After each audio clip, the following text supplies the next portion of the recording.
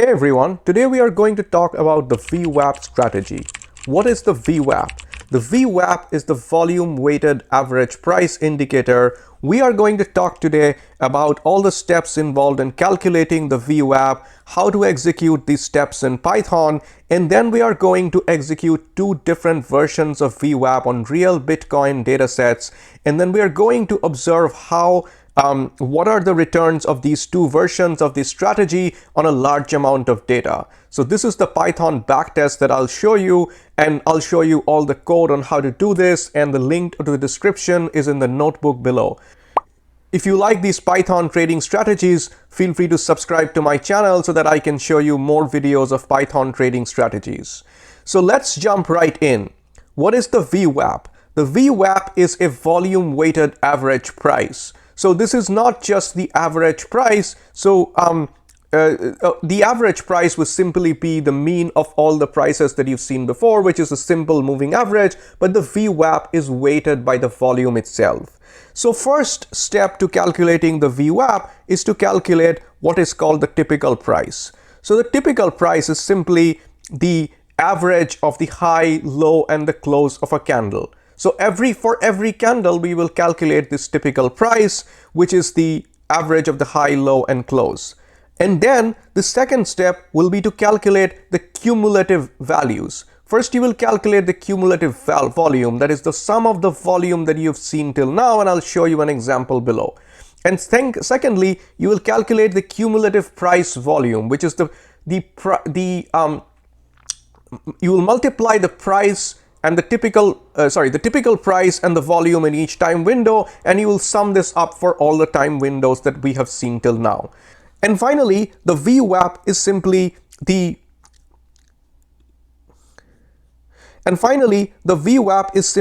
division of the price volume sum divided by the volume. As you can clearly see, this roughly is in the units of price. Now let's see a small example. Here is a small example where you can see the price in the first candle as P1, the price in the second candle as P2, and the typical price in the third candle as P3. And then how do we calculate the VWAP?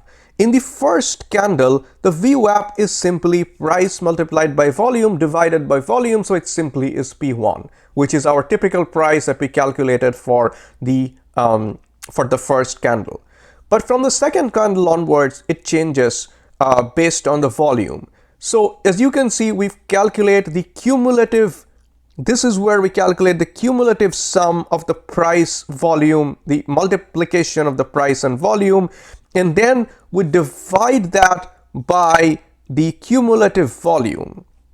And this is the calculation of the VWAP for the second candle.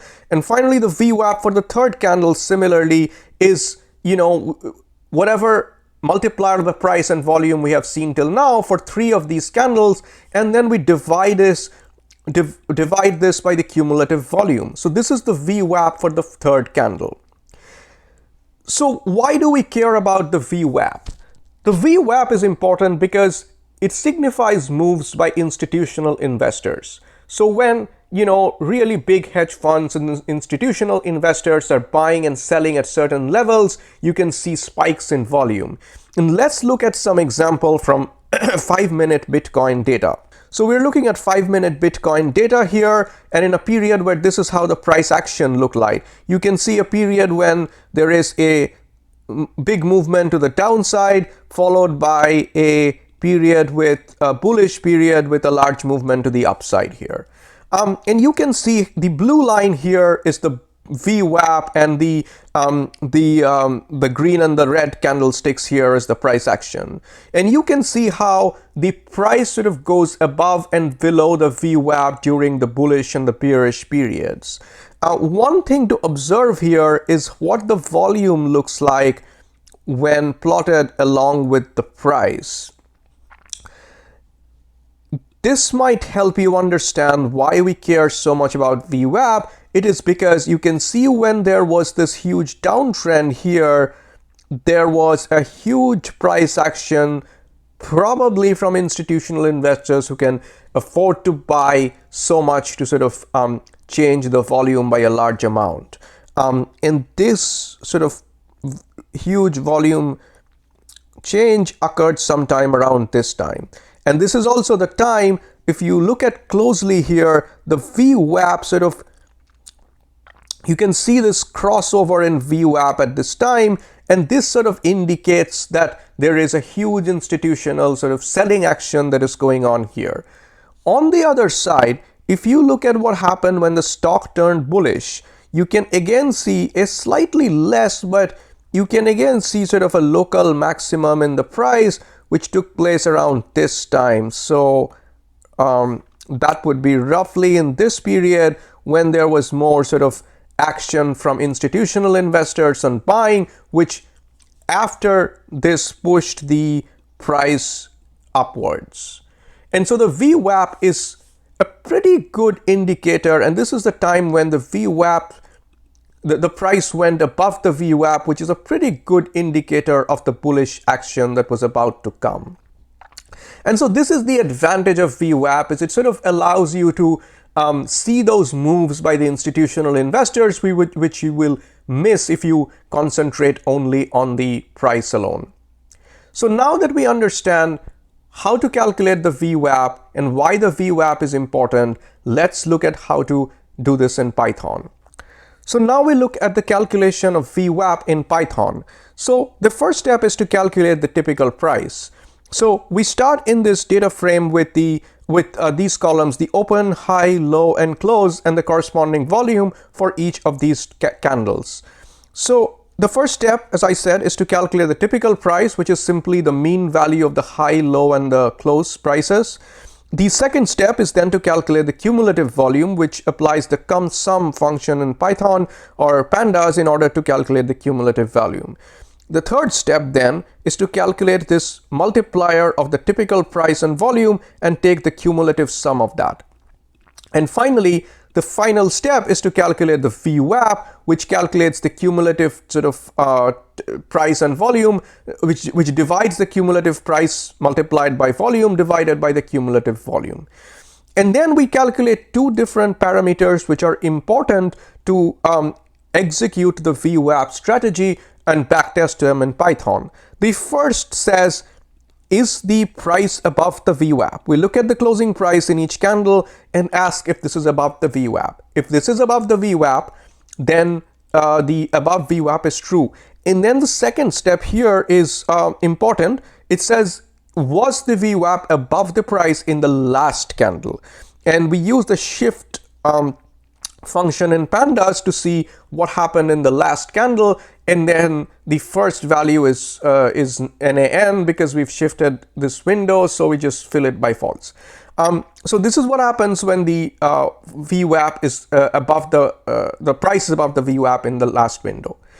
So those are what we need in order to calculate the VWAP, and then we show this plot where we first calculate the candlestick charts, and then we just plot the VWAP overlay the VWAP on top of that, and you can see the volume action which I showed you previously corresponding to these prices. So now we are going to backtest our strategy. If you follow my videos, you know that I have this backtesting library, which I made a video on how to build the backtesting library. So I'm not going to go to great detail about how to execute it. For each of my videos, I do describe the minimum sort of the minimum steps in order to understand the backtesting library. The basic idea is to execute a strategy. The simplest strategy is a random strategy, and each strategy says what is the entry, how do we make the entry for the trade. And in a random strategy, we get a random variable, and then if the random variable is 1, we buy if we have enough money. And then for our exits are always fixed. If it reaches our take profit or a stop loss, we're going to we specify a take profit and a stop loss, and if those are reached, we are going to always exit a trade. So that's always fixed for every strategy. So this is how the random strategy works. And how does the VWAP strategy work? So we execute two different versions of the VWAP strategy. The first version says The first version is just if the close is above the VWAP. This is the above VWAP, what we calculate as the above VWAP column. So if the price is above the VWAP and we have enough money to buy, we will buy a Bitcoin. So these are areas where the price is above the VWAP. Then this is this whole bullish area where the price is above the VWAP. So these are areas which we would prefer to buy. And then let's see how this strategy performs. So if we execute this strategy, we're starting with a cash of 70,000, which roughly allows us to buy 1 Bitcoin at a time when the price of Bitcoin is about 65K when this data is at the time of this data. And so this allows us to roughly buy 1 Bitcoin at one time. So if we do that, we see that we get really good returns. We have a win rate of about 88% and a return about 5.8%, which is beating the buy and hold return.